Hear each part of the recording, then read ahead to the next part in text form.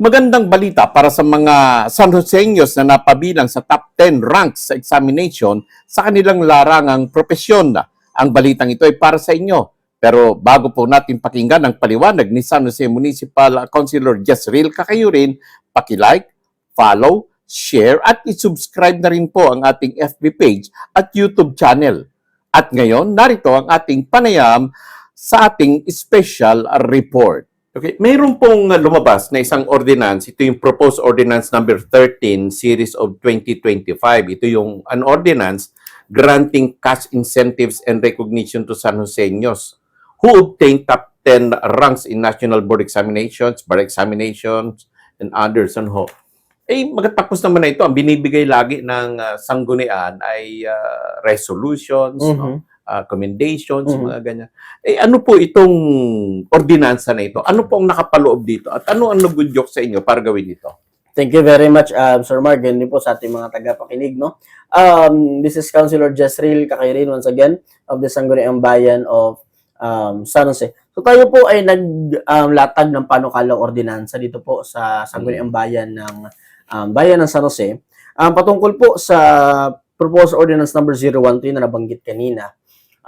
Patungkol ito sa pagbibigay or ng award or pag-i-incentivize doon sa ating mga pili at sa mga natatanging professional na mag-take or nag-take ng board exam by the Professional Regulation Commission, ng bar exam ng Supreme Court at ng civil service exam by the Civil Service Commission na naka-obtain ng top 1 to 10. Tama po na nagbibigay po tayo ng recognition. It may be in the form of resolution.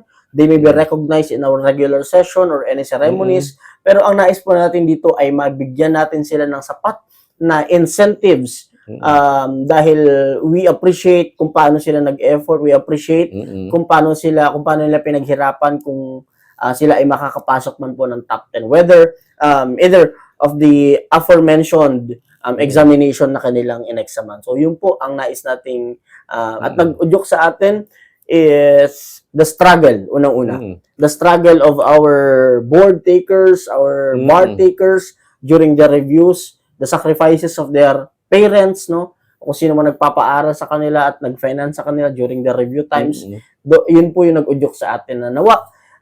This government, this municipality shall give a recognition not just in the form of paper, not just in the form of plaque, but also financially matulungan natin at mabigyan natin ng karampatang pagpupugay yung ating po mga kababayan dito po sa bayan ng San Jose, Kuya Mar. So, ibig sabihin to, parang panimula nila, no? Yes ito po. yung panimula nila, no?